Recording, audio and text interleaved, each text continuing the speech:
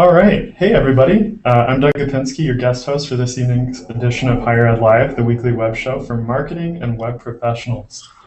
Tune in to Higher Ed Live every Thursday night at 7 p.m. Eastern on higheredlive.com and join in the conversation on Twitter using hashtag HigherEdLive. You can follow me at Doug Gapinski.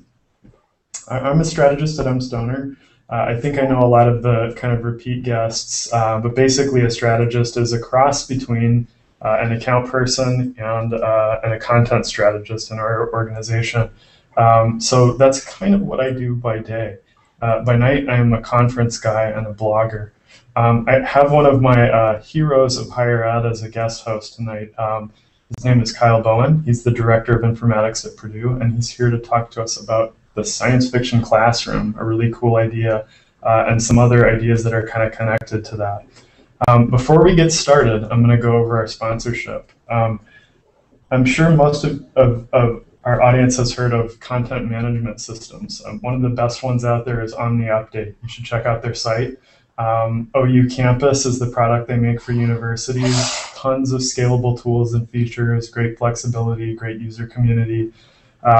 You can check out the primer. We're tweeting it out right now if you want to check it out. OmniUpdate, great CMS. Another thing that you guys have probably heard of, Facebook. These guys at Integral make a great tool for colleges and universities to use on Facebook. Basically, check out their product. It's called Facebook for Schools, and we're going to tweet that link out for you to check out right now. Without further ado, let's get Kyle introduced. So Kyle, you're director of informatics at Purdue. You lead a development group called Studio at Purdue, focused on creating innovative applications within teaching, learning, and research. You recently led development of a new product called Passport. Your work's been featured on TEDx, New York Times, USA Today, CNET, Chronicle of Higher Ed. You've contributed or written over 20 books. You're a great illustrator, a great storyteller. Did I miss anything else in your intro that you would want to mention? No, thank you very much, Doug. I'm thrilled to be here. Cool. Well, thanks for joining us. I think a lot of people are interested in the work that you and your group are doing. Let's assume that some of the people on the show today are not familiar with your body of work, and we want to introduce those people to ITAP and Studio at Purdue. Can you give us a brief overview of what those two things are? Sure. So Studio is a part of ITAP, which is the central IT organization here at Purdue. And what Studio does is it serves to kind of reimagine different parts of learning, and it evaluates what the traditional learning process and different elements of it. And so what we want to do are reimagine, what is the classroom experience like? What is the out-of-class experience like? Things like how do we assess things that can't be turned in as assignments? How do we begin to leverage the tools that are common to all students? How do we rethink, common notions like textbooks, and why are they still books? These kinds of concepts. And as you mentioned, Passport would be our most recent entry into rethinking, why do we have grades? What do they mean, and how do we differentiate between them? And so what Studio is it's a group of people, developers at Purdue, that really focus on kind of reimagining and working with some of our best teachers here at Purdue to implement that inside of the classroom and really assess, what impact is it having for the students. Yeah, that's a great overview. I think, one of the things that I wanted to ask you about, I saw in your TED Talk, which we're going to tweet a link to right now, you talk about the science fiction classroom. The apps that your group is building, is this what you're creating, the science fiction classroom? Sure. I think the idea around that is really that's what we have today, and really what we should be looking at is realizing that we have made these great advancements and wanting to move beyond them. And I think that's so much what we look at is that while right now things like MOOCs or massive open online courses are securing a lot of the attention, really what it's doing is it's drawing attention to learning technology and the power that it can have. And what that can do is really reinforce the residential experience, or the experience that the traditional student has when they come onto campus and enter into our classrooms. And so I think that's opening up a number of opportunities. But really, the idea is that how can we take things that we once held as technological advancement, be it science fiction, and make them a real-life part of the classroom? And so many of the things that we used to see as part of Star Trek or other shows like that was this massive improvement. But so many of those things we have today. And in my talk, I talk about how, even in the notion of the iPad, which was actually first demonstrated in the movie 2001, but maybe more accurately depicted in Star Trek The Next Generation, where Captain Picard had a device actually called a pad that he used on the show to read and interact with, which is fantastic. And really, it's interesting when you consider that in that Star Trek universe, they had not yet found a cure for male baldness, but tablets, that was a technology that they had cracked. And so really it shows us that we can go a long way. And so what we look at is that so many of these technologies that we once held as science fiction aren't really the beginning of a revolution. They're kind of an end of one. Because there are so many of these things that we've known about that were just kind of logical steps for many years. But it's a matter of taking that and distilling it down in patent terms, it's what they call reducing it to practice. Taking this concept or this idea and getting it to the point where it's actually a common element inside of the classroom, and really reduce barriers for the faculty who want to use them. Yeah, I think, as I looked over the body of what you guys have built, it struck me that you're really doing two things. And one is, as you suggest, you're questioning old models. So do things like grades really represent skill sets the way that they work in 2013 and moving forward? And it also seems like you guys are doing a great job of integrating new ideas, new media, the idea of social media in the classroom, and the acknowledgement of devices in the classroom. Can you talk a little bit about, what a classroom experience is like right now, where students are in the classroom with a laptop, or that cone of distraction idea? You guys are kind of saying you do acknowledge that students are going to bring devices in, and you want to embrace that rather than say, turn your laptops off. Absolutely, and that is very much a cultural shift. So what we have here is there's kind of a conventional wisdom in terms of how a classroom should work. And what we want to do is really challenge that concept. I think anytime we can recognize conventional wisdom, that's basically identifying an opportunity. And even in lecture halls here on campus, there are signs that hang on the walls that ask our students to turn off their cell phones while they're in class. So really, there are these opportunities where the students have brought with them technology, and they use it in so many different ways, whether they're using Facebook or chatting with their friends, but at the same time, they've brought with them a tool that enables them to engage every other student in that classroom. And really what we can begin to do is take advantage of that to enable students to ask questions in near real time, or get access to resources in ways that they wouldn't have otherwise been able to get access to. Now that does have its own side effects. You mentioned the cone of distraction, and that's a good one, where the idea there is where a student sitting in the front of the class with their laptop open creates this cone-shaped area of students behind them. And I'm sure we've either all created one or participated in a cone of distraction idea. But really, we need to overcome those models. And so often what we find are the faculty who implement these, part of what they're doing is overcoming the idea that every second has to be about attention. Because that's just a fallacy. It's not really true. Nobody sits in lecture and pays complete attention for the entire time. You're thinking about the other things that go on around you. And so what we can do is introduce a new distraction, if you will, or anything we might have recognized as a distraction before, as an additional way of engaging that content. This is very similar to watching like cable news television, ESPN or CNN, one of these, where you have the front channel, which is the talking head, and then you have multiple crawlers, or you have a S&P index, or whatever going on around the screen, or maybe it's a list of upcoming topics. These are additional ways to provide you information, and so you can consume it in multiple channels. And really, and social media becomes one of those channels where students can engage each other or engage things around them, or reach out to people who have knowledge or understanding of this topic that don't happen to be sitting in the room with them. And that's really a part of that idea of how we can enhance what is the live classroom experience. So reaching beyond just the people in that room, but also supplementing it with additional material in the same way that we do with television today and the second screen, and you get bonus material on DVDs, these kinds of concepts. The same type of interaction can happen inside of the classroom.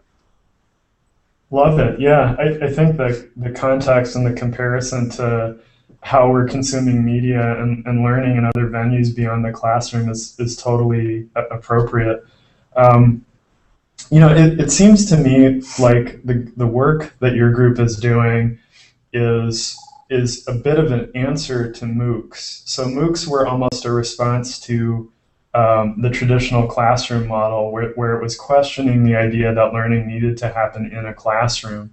But I feel like some of what your group is building is saying, as a traditional institution, we can actually offer you a richer learning experience that's augmented by all these tools, a kind of augmented classroom.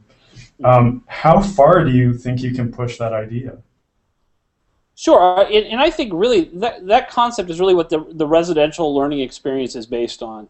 The idea that there's this open exchange of ideas, that the idea that learning can happen as a result of fortuitous discovery. And so I think that's a big part of the experience of being on campus, where you get access to people and resources and knowledge and information that you wouldn't be able to easily distribute online. But that's not to say that it's a brick and mortar versus online experience. Actually, some of the most effective new teaching models are what they call blended learning, which is both an in-class and an online component, or something called the flipped classroom, where lectures consumed via video outside of the classroom, and then classroom time is used for collaborative discussion. So really, the classroom of the future exists in both bricks and clicks at the same time. It cannot be defined by a specific place, but it is a mixture that involves some type of live experience in residence or in a location.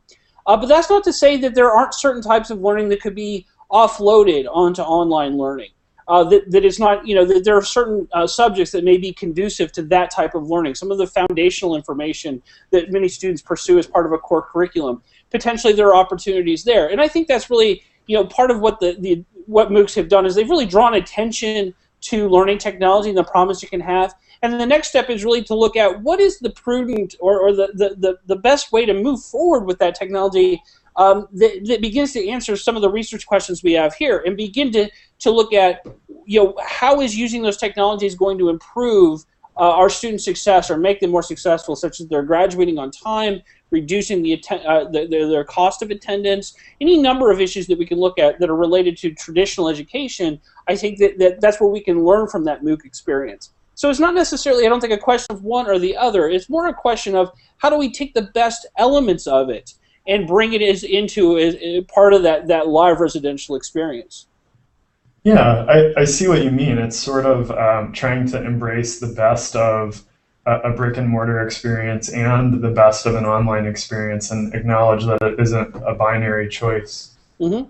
And I think that's where part of that MOOC discussion gets really very interesting, because we haven't really, we as in people who work with learning technology, it's important to identify where are the greatest gains by using that technology, because really what it does is it takes that lecture model that we've used for years and we've put it online, and so essentially, and then also then added in tens or hundreds of thousands of students into the mix.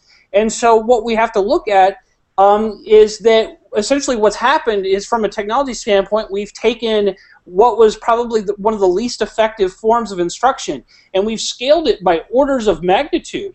And so what we have to look is what is the value that we can extract from that? Are the tools ready to begin to extract value from the massive nature of these MOOCs? And I compare it very much to the growth of apps like Words with Friends. It's a perfect example. We had Scrabble for years, and now Words with Friends was basically the exact same game. And now if you head over to Target, you can buy the physical board game version of Words with Friends. Well, explain to me how that's any different than the Scrabble that we had before. So that what we're seeing here is a similar type of evolution. We had lecture, now we have online lecture with the MOOCs, and I'm sure that soon enough somebody will come up with an on-campus MOOC where you go into a classroom and there's an instructor, and we'll pretend like we invented this all over again. So it's a common cycle, but the important point is that we pull the ideas from it and use it to influence the technologies we're doing today. And that's a part of that kind of science fiction notion of the idea of online learning has been around for a long time, and it has extraordinary promise. And what we have to look at is MOOCs are but one method of online learning, and it has each one of them, whether it be blended or truly online curriculum or social learning, any number of these, all have their advantages and disadvantages, and the important point is to really assess them and understand what can they do for our students and how can we help our students be more successful. Yeah, brilliant, and I think you're right. There may be a full circle moment where the most successful MOOCs, Coursera, might actually start offering a physical classroom, which is an interesting concept. You were talking just now. One of the ideas you mentioned is social media, and you started to get at this with the whole sports comparison of how people watch a sport and then they're tweeting on the back channel. Social media has really changed how people investigate and learn. How can that help a student learn in the classroom? Is it picking up that the model from the media and bringing that into the class? Sometimes that's what it means, or sometimes it means helping students build a bridge using the tools that they're most familiar with. There's the notion of the multifunction printer, scanner, fax, copier type machine. We've all seen those before. But the key problem with machines like that is that their value is in having all of the machines in one, and none of those features are very good. It's about the worst printer you can imagine, and it's an even worse scanner. And so so really what we don't want to do are develop these kind of Christmas tree models, and we've seen a lot of this happen with learning management systems, where we have this course system and we hang a whole bunch of features off of it. And I think what social media has demonstrated is that having very simple, streamlined interactivity that's very easy to adopt from a wide range of devices really demonstrates how you can lower a barrier and make it very easy to get access to that information. And what part of what we've done is interacted with our students or studied their behaviors or talked with them. We had a very informative focus group session with a group of students. What we wanted to learn from them was, what are the tools that they use to support their own learning when we're not watching? There are tools like the learning management system. We asked them to use those. What are the ones that they use just kind of on their own? And of course, we learned a lot about different tools. And certainly going into that, we knew and understood that Facebook was a big part of their life. But in reality, it was so much more than that. And really, what they were doing is recreating their classroom experience inside of Facebook. They were creating groups of all the other students in their classes, and they were using that to have those classroom discussions. And really what that showed us was there was an opportunity in there to help bridge that gap between the institution or their classroom and their social world, and do it in such a way that really enabled them, that helped solve problems on their side, things like filling their status feeds with posts like questions about coursework and whatnot, and at the same time enabled their faculty to have engagement at that level without being creepy. I mean, that's a real problem for faculty, is how do we engage students inside of these environments, and what is the latest social norm in terms of what's acceptable there, and keeping track of that can be very difficult. And so really, that's one of the opportunities I think we have, is putting technology in place that can help broker that experience so that people consume the information in the way they want to. If they want to use Facebook to engage that class, then they have that option. But if they don't want to, then they can preserve that as well. Yeah, ton of great ideas in there. I feel like we could do a whole show on that topic. But for purposes of keeping the interview on track, I don't want to skip over the apps idea and those pieces that you're working on. So first, you guys have created a number of apps, and we'll talk. I'll ask you a few questions about Passport in a second, but can you talk a little bit about feedback or anecdotes you've gotten from faculty and students about the apps that your group has created? Sure. The feedback is generally very positive. especially from the faculty. Now, the fact of the matter is some of these tools, we have a tool called Hot Seat that really creates a back channel of conversation inside of the classroom, and it enables students to engage in a rapid-fire question and answer type of scenario where in the past, during a 40 or 50-minute class, students may ask 4 or 5 questions during that period of time, and now they're asking, in the order of 80 to 100 or more questions in that same hour. And so really, it takes, not all faculty are prepared to sign up for that. And plus, some of these technologies don't fit into each area. And so part of what we have to look at is where does it make the most sense? Where are we seeing those kinds of gains? And so I don't want to say, look, it's great because it works in every scenario, because it simply doesn't, because there are certain disciplines that tend to lend themselves very well. So part of what we look at for these technologies is how can we help them have broad appeal, though.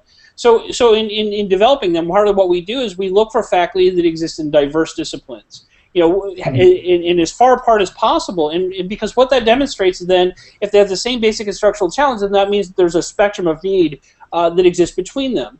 And so that's part of securing that kind of positive feedback, is understanding what are the best matches between technology and teacher. And the other part of it is that we also like to work with some of our best teachers. And sometimes those are not the most likely suspects, because so often they're the teachers of the institution that are very popular, and they always are early adopters. And that's fantastic because they're always there to adopt early. But at the same time, what can be very helpful is having faculty who that have a high level of skepticism going into using the technology, and because they will provide direct feedback because their specific interest is. The student feedback is also very helpful, and many times it's really just a question of access and time. I was able to get access to my instructor to ask questions, from my phone, during off hours, or I was able to ask a question live during class without feeling like I was asking a stupid question or something like that. So that's where the feedback becomes very pinpointed. In terms of what the value proposition is for the student. So we're always excited, and that's also a constant part of the development process, is assessing what impact they have inside of the classroom. We have a technology we developed that really replaces textbooks inside of classrooms, and in some classes we've seen savings as high as $400 per student on their textbooks. And so you better believe in those classes the feedback's pretty great. Because they just save $400. So that's where feedback it comes in a number of funny ways. But really, what we look for are constructive feedback. How could this help make your experience better? And the other part of it is specifically what were the value points for you, because that also shows us, okay, this is hitting on the points we wanted to hit on, or we're missing some potential opportunities inside of there. Yeah. I love the idea that you're starting with the idea of solving common problems. You're starting with those disparate fields and identifying what the common problems are, and then you're following up with the audience to make sure that you're delivering on solving the problem that you set out to solve. Beautiful idea. Let me ask you a few questions about what is newest for you guys, and that is Passport, which is a badge-based learning app. Can you give the audience an overview of what Passport does and is? Sure. Yeah. Absolutely. So if anyone's college experience was a lot like mine, if I asked you, what you actually learned in college, or to demonstrate or show what you actually learned in college, it would probably involve digging into the back of your closet, or potentially going back to your parents' house and digging through the old archives to find some dust-riddled papers that maybe you saved, and a few of those textbooks that you didn't quite sell back. And that was really kind of the artifacts of your learning experience. Because the reality is that today, despite all of our technology, the students who graduate from the institution most recently, the institution knows the exact same thing about what they learned that probably the first student who graduated from. We have a basic transcript that demonstrates the courses they took, the grades they received, and the credits they earned. And the credit is really based on something called the Carnegie unit, which is essentially a measure of time, or seat time. So how much time did you actually spend inside of the classroom?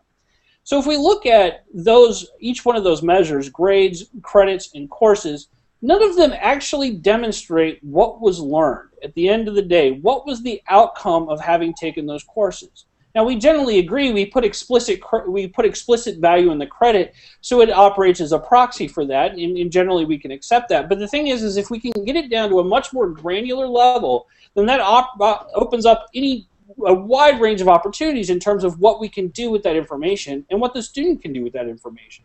So badges are a way to kind of begin to pull together specific areas or specific competencies or areas of learning or specific skills that get down to the core of what was actually learned. What was that learning outcome? And because of efforts from the Mozilla Foundation, where they've begun to establish the open badge format that allows us to associate metadata with each badge, that means that we can now, based on that learning outcome or based on that competency, begin to identify, what was the artifact that was created as a result of it? What was the criteria under which it was created? Who actually issued it? Who was the instructor that you had? Any number of these elements related to what was actually learned and demonstrate that kind of learning. And that's the opportunity of what Passport does, is it enables instructors to create the challenges that students can complete, and they culminate in the earning of a badge. But really the value there is in the capturing of evidence. So the badge isn't just the graphic, which is what makes it different than things like Xbox Live or Foursquare where you earn badges. In these models, a badge is really just a placeholder for a much richer set of data that demonstrates what did you actually learn. And so what we can do with this is begin to develop kind of a future transcript 2.0, whatever we want to call it, that goes beyond the paper-thin transcript that we have today, such that it's interactive, it has depth, it can demonstrate what learning actually took place.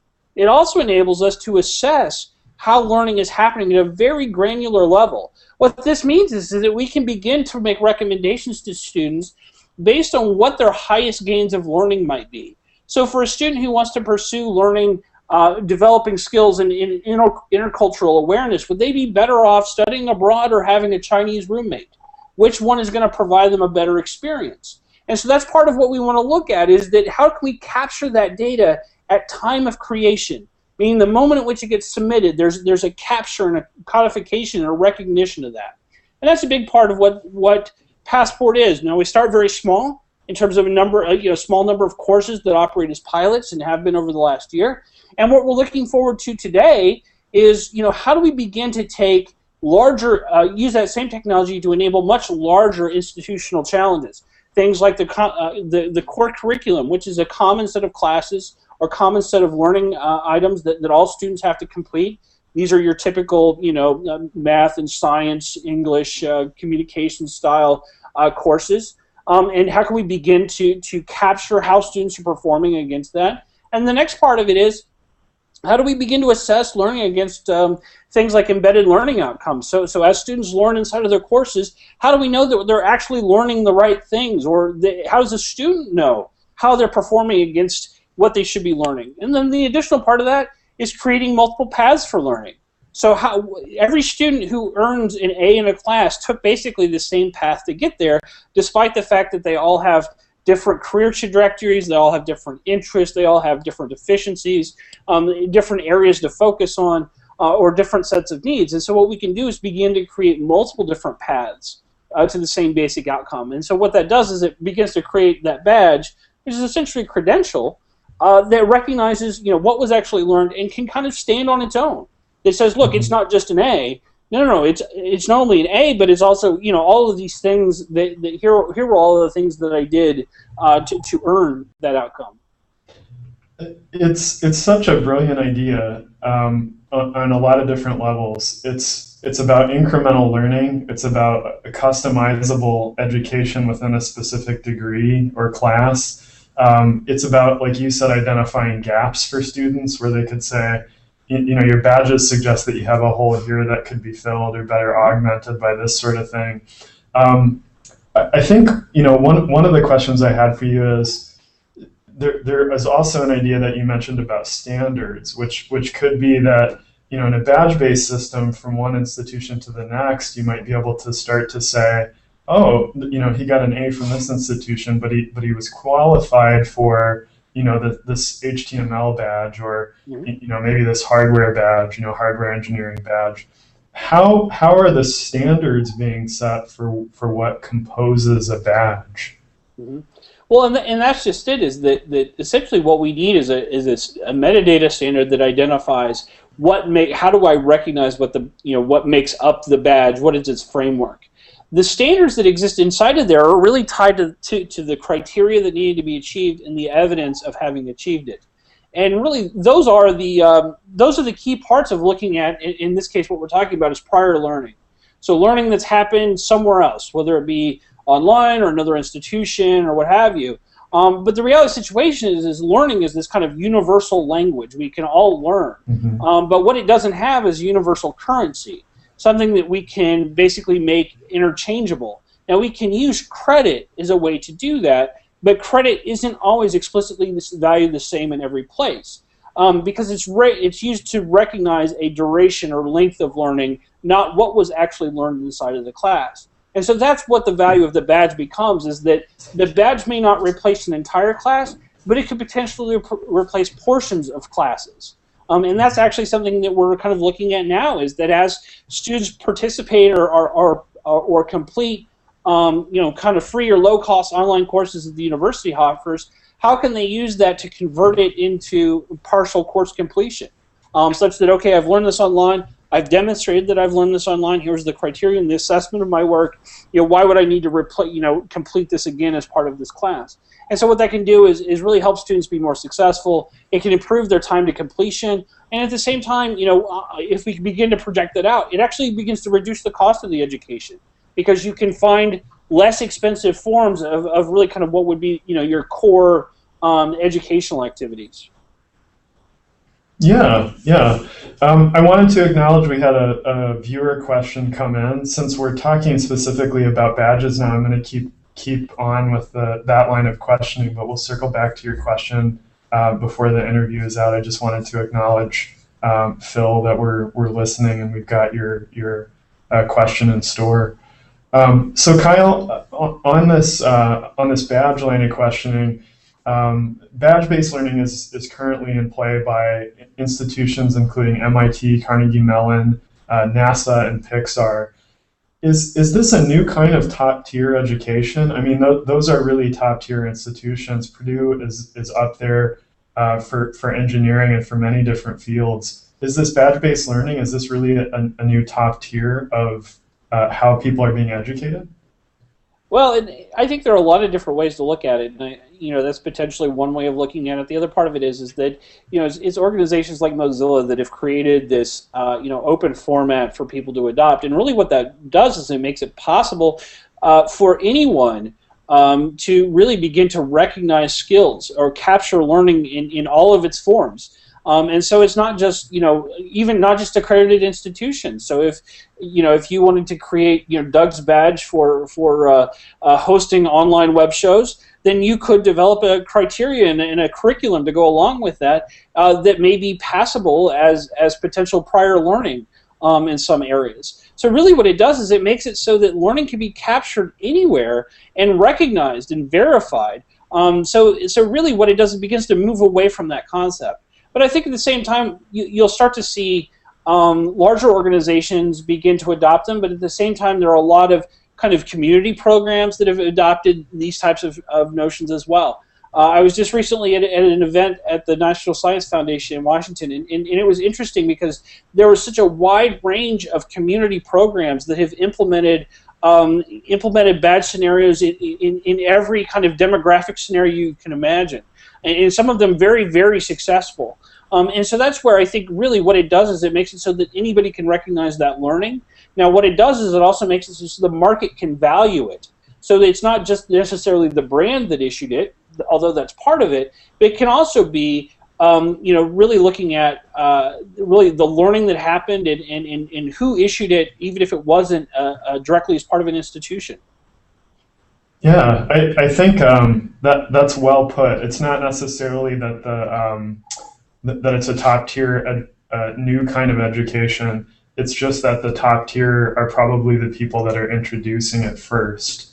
And like you said, it's a model that scales no matter what the type of institution is. So I think that's a good way of thinking about it.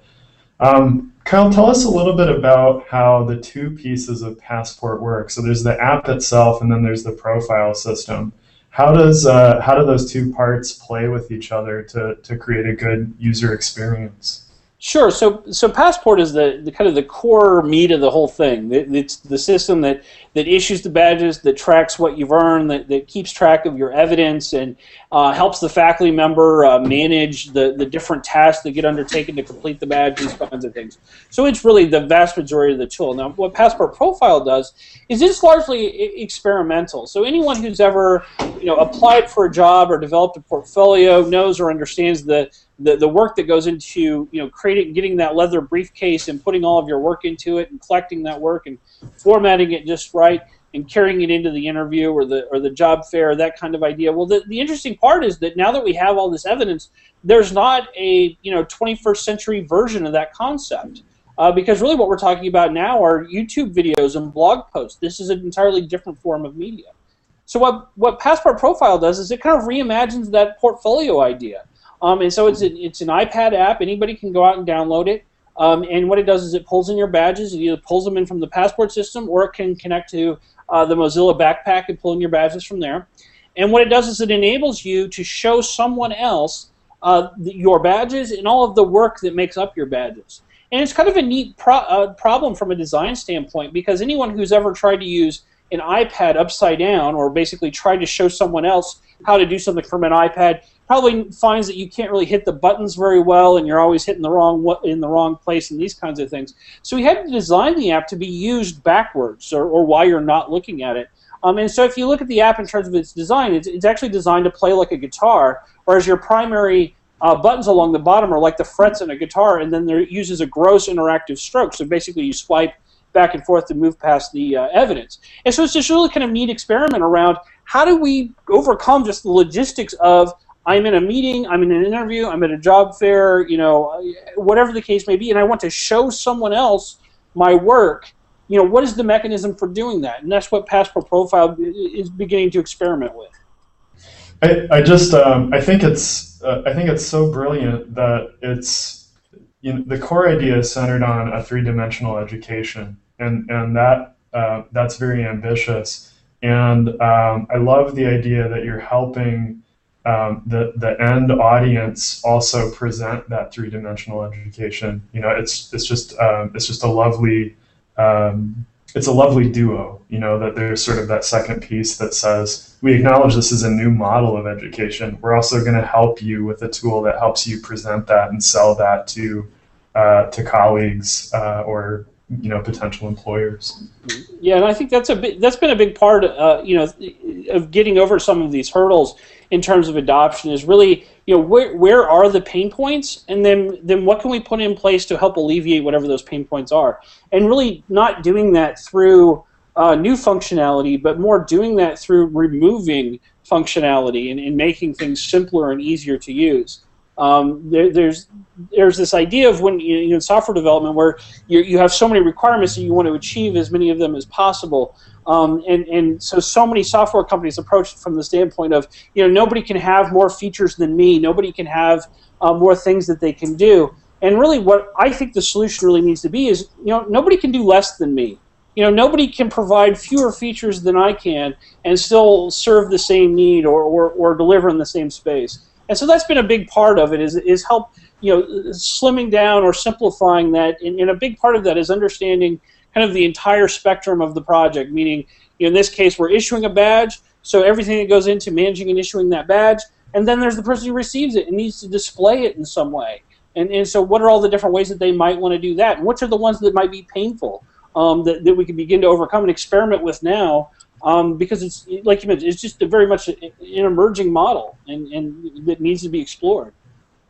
Yeah, I love the idea of simplifying, and that's a great philosophy I think for viewers to consider. Is that we're in an age of the web where a lot of the best apps out there are simplifying and like you said, addressing those gaps in the user experience, identifying where those pain points are and solving for them.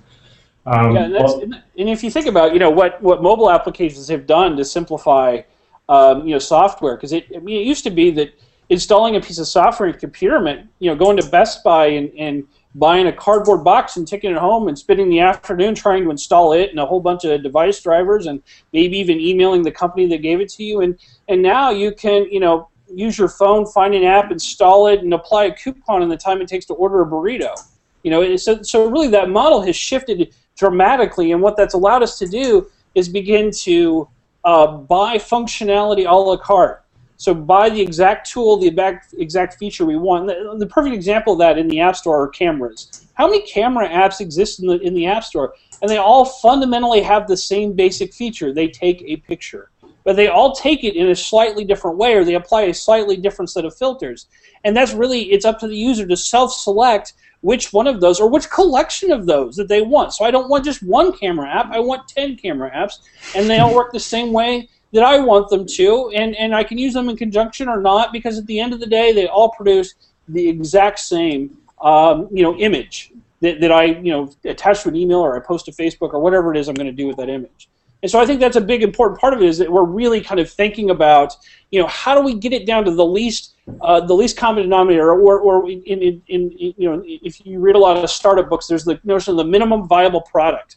What's the least it could possibly be, and I could ship it as a product. And I think there's a lot that we can learn from that in higher education, because historically we've wanted to kind of bloat these projects, and really by simplifying it means that we can do more and actually support more. It'll reduce the amount of time we spend on the phone answering questions about how things work, because it'll actually make it cheaper, easier, faster to put things into play. Yeah, totally agree. Kyle, the third kind of piece of this interview is talking about applying the knowledge and maybe inspiring some of our viewers or some people who might find this interview later to think about how their office of IT or how web services at their institution might do something that you talk about in some of your different talks that I've seen, which is technology in service of the educational mission. So you talked about how what you guys are doing is really trying to deliver on the educational mission of Purdue, and the larger kind of lexicon of helping people learn. I think there's a little bit of a gap in some web services and some IT departments at institutions where they get kind of wrapped up in marketing, or they get wrapped up in utility. Maybe some of that's resources or budgets or this or that. But we want to just ask you some questions about ways that people might think about getting started or applying some of what you've done at their institution. So let's start off by asking you this. Can you talk a little bit about how the origin story behind Studio, how did that come together? How did that come to be? Mm-hmm. Sure. Going back about 4 or 5 years, I was leading what you would really describe as your typical web group, where we were developing, small applications for specific departments or specific users.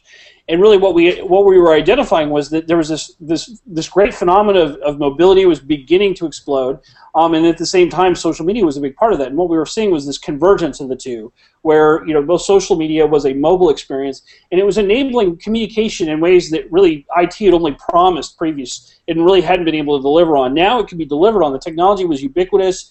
Every student brought it into the classroom. Computing, for the first time since the calculator watch was fashionable. And so really that was something that could be capitalized on. And so what we developed was our first tool called Hot Seat. That really, and really it was a small project.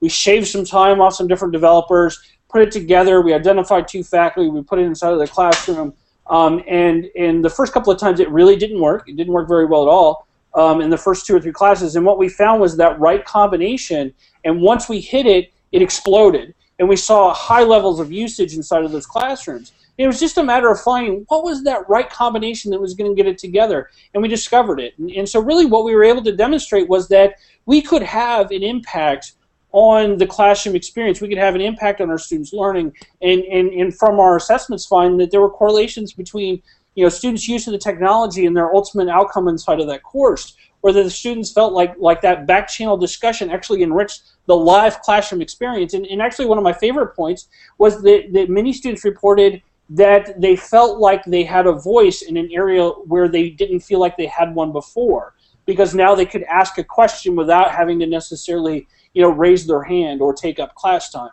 And so that just really demonstrated the opportunity that was available there, that we could put technology into place that began to challenge the market in terms of what learning technology should be.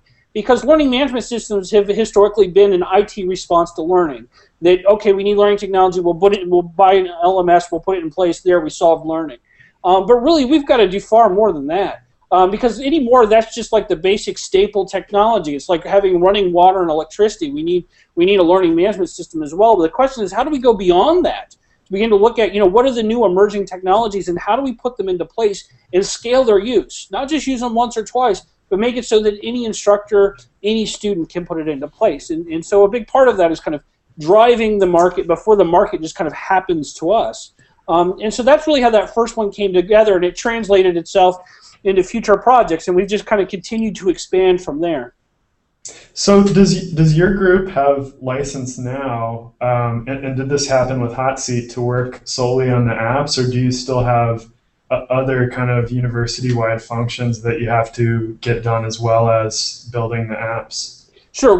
So we've had over the period of time we've historically had a much broader collection of services that we've provided: content management, commodity site design development, these kinds of things, and we've been incrementally dialing that back over time. And so that's where at first it was 20% studio, 80% commodity services, and now I'd say over the years we've flipped it. So it's 80% studio and about 20% commodity services, largely things like content management and site development or small application development.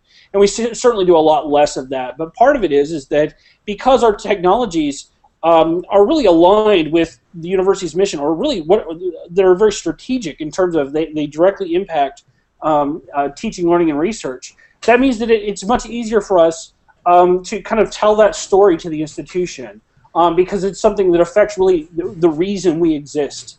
And so that's so much of what one of the things that I use anymore to assess an idea or a project is that, well, if does it satisfy that idea of do we exist to do that project? And so often the answer is no, because it's not just not strategic. But that's not to say it's not important, because there are so many things that we do that are critically important, but they don't necessarily strike at the reason the institution exists. And so that's where, if you look at kind of a tier of notions, there's the operational components, you have transformational components and strategic components, and that's really where we focus on that top tier in as much as we can, because we still also, like I said, at the end of the day, we have operational responsibilities. So even on all of the studio apps, that we have some 40,000 students that use those applications, we have to provide operational services to those students. And so just creating isn't enough. We also have to be very credible in terms of providing that service, making sure that it's not creating a lot of bugs, that it's not creating more problems, more harm than good, is also something that we look at. So that's a kind of key part of it, and that's actually a very important question, because you have to strike a good balance there. Now, when as your group has shifted the priority to the app development to what you said is more like an 80% focus on an app, were some of the more commodity services, were those offloaded to a marketing group, or where did or have you just made a conscious dedication to, we really need to be focusing our 80% of our time on this, and we're going to try to minimize the other pieces. So just trying to get to like for IT departments that might already be strapped for getting the kind of commodity services done, where does the extra work go as you begin to embrace more development of apps and more like almost like this department as a startup is kind of how I see your group. Mm-hmm. Yeah, absolutely, and that's where it's really a number of different approaches, and every project can be a little bit different, but it can be as simple as evaluating whether or not it's a project that really needs to be done. It can be as simple as looking at, are there commercial technologies or open source or free technologies that can enable these things.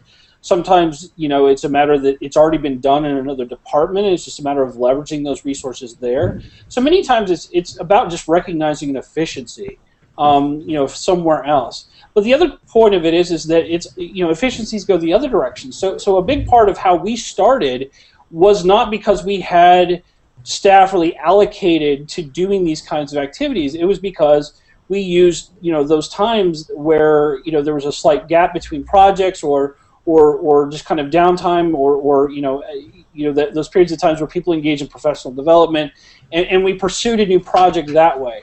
And because that's a big part of it is that, focusing on these projects and really driving them forward is really the important part. And the key is that anyone can do that. Anyone has enough flexibility in their job that they can pursue these kinds of ideas and implement them, whether big or small. Right, and that's just it. Is that sometimes they're not that complex. I've seen some of those fascinating projects come out of like WordPress plugins and these kinds of things, because the smallest thing can make a huge difference for an instructor or for a student. And so really it's just a matter of making it very deliberate and pursuing it deliberately and deciding, okay, this is something we're going to make a priority, and we're going to make it a priority, and that means other things aren't going to get done, and that's just going to have to happen. So I think that is a key point, is taking on kind of an entrepreneurship attitude as a person that works in a web services or an IT team. And you hit the nail on the head, is the idea of being proactive about identifying needs and identifying a recommendation for an app or a service that can fill that need, and then maybe taking that to your boss and saying, here's an idea we have, here's the hours that we need for the minimum viable product, can we do it? Mm-hmm. Or sometimes it's a matter, I'm not wanting to get anybody in trouble here, but it's certainly what I'm encouraging my own staff to do, is just do it. Identify. I mean, most people have enough leeway in the time of their jobs. It doesn't mean that you're going to set aside weeks at a time, but you chip away at it a little bit at a time. And we've had a number of projects where it took a year to develop, but that's not because it took a year to develop it, because we worked at it, one person worked at it a little bit here and there over the course of a year. And that's how it happens sometimes. And so that's, I think, a key point of it. And the big part of it is just making sure that the concept is strategic, and that's the big one. Because really it's important to be able to tell that story both to the institution and outside of the university as well. That this is how change is happening, that for the things that are most important in our university, which for everyone is teaching, and for many of us is also research. Mm-hmm. Kyle, let me ask you, is there a systematic way that you guys decide about spending time on previous apps versus new apps? Oh wow, that one's, that's a constant struggle. So really what we end up looking for is when we develop and implement an application, the best case scenario is we never have to touch it again.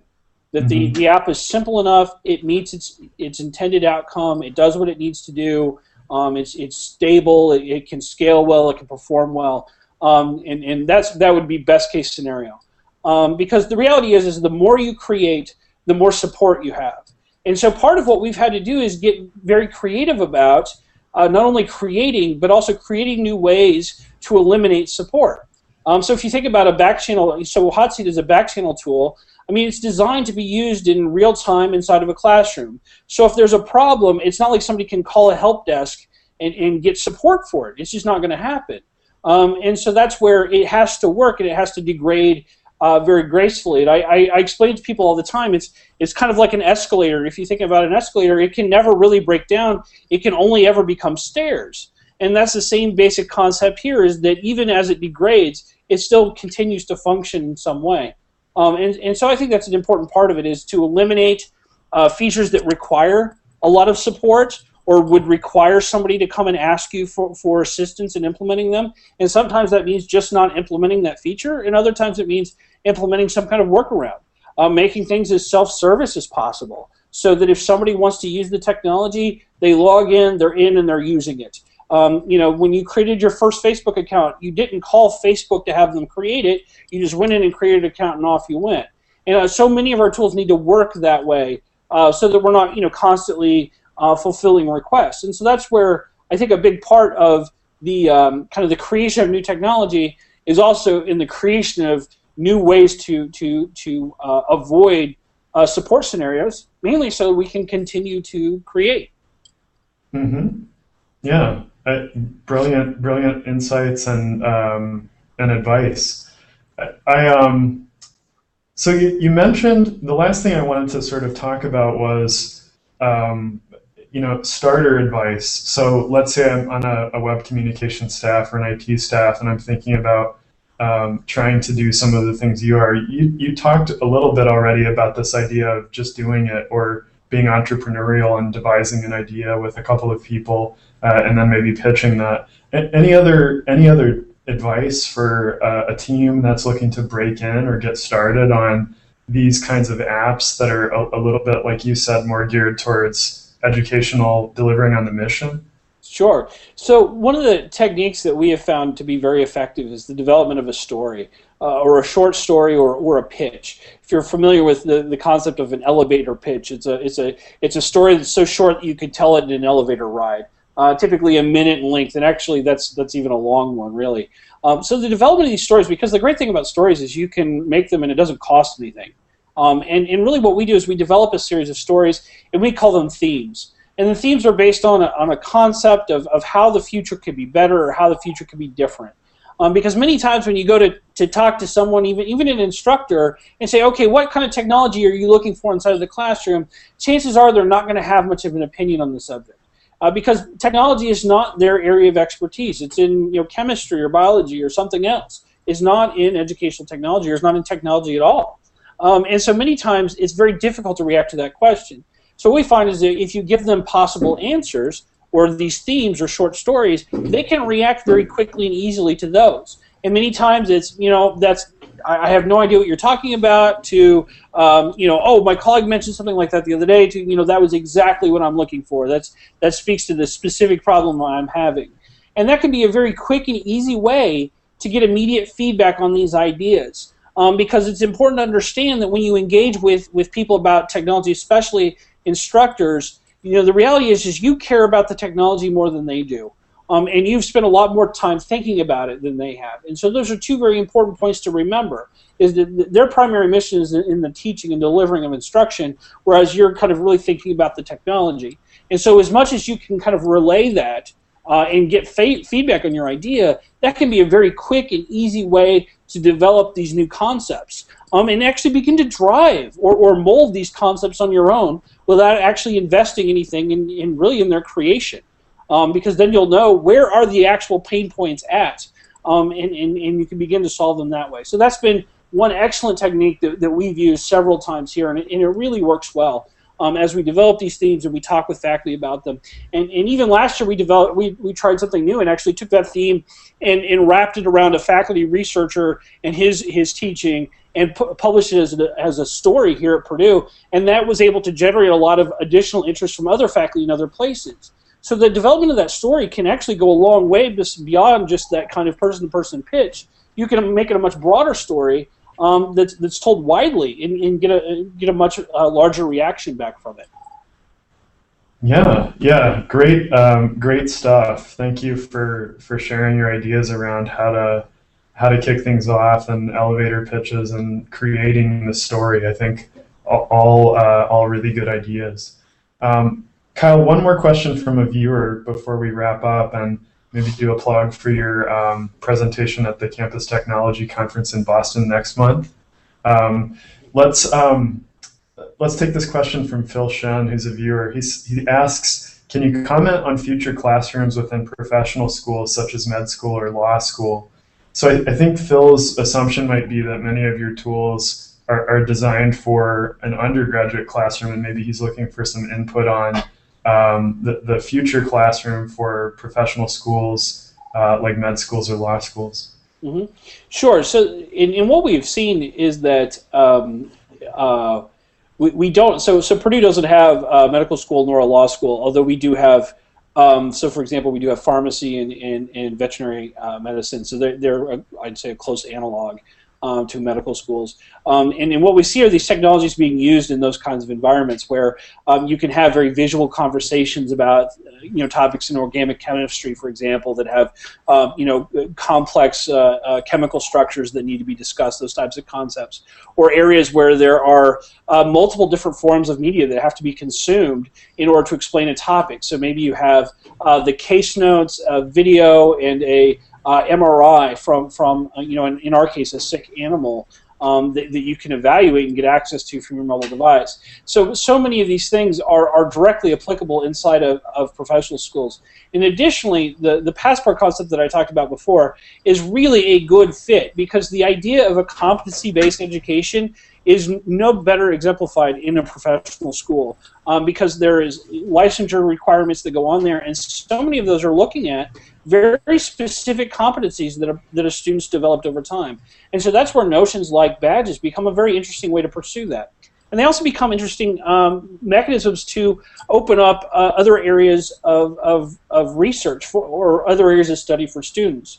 And so, for example, as students can pursue a medical degree, or degrees in basic medical science, where they want to look beyond teaching or just being a research faculty when they graduate, that it can open up other possibilities for those students and get them interested in other ideas as well. So that's where I think in the professional schools there are an extraordinary number of opportunities, and mainly because so much of the work to identify learning outcomes, the expected learning outcomes in those fields, have already been defined. In some ways, I want to say it's slightly easier to understand because there's a clear, decided endpoint, which is typically a license of some type. Yeah, I think that's a great point. Is that the tools that you're working with are not actually specific to undergraduate. They apply and may even in some cases be most useful in niche educations like a graduate degree. Mm-hmm. Well, Kyle, let's mention your. Can you tell me a little bit about your appearance in Boston next month? When is that? What is that conference? Yeah, it's on the last days of August, first day of July. In Boston, it's the Campus Technology Conference. I'm delivering the campus keynote with my colleague Malcolm Brown from the EDUCAUSE Learning Initiative. We're going to be talking about design thinking, and we're going to be talking about reinvention. So the idea of taking something that exists today and building on top of it and focusing on being really creative. And Malcolm will be talking about design thinking and how you pull complex ideas apart. And I'll be talking more about kind of how do we operationalize this on the ground. So how can anyone take these design thinking concepts and really apply them to the localized problems that exist at the institution, or localized opportunities. And so I'm really looking forward to that. So if there's anyone who caught this video, I'd love to talk to you more if you happen to be in Boston for that conference. Sweet. Well, Kyle, you're awesome. Your group is awesome. I have a lot of respect and admiration for you. I really appreciate you doing the show today and talking to me a little bit more about some of the work that you guys are doing. Just a real quick wrap up is that Higher Ed Live is going to be on vacation next week for the 4th of July holiday. We'll be coming back on the 11th with Daniela Norden. She's going to talk about social media as customer service and alumni relations.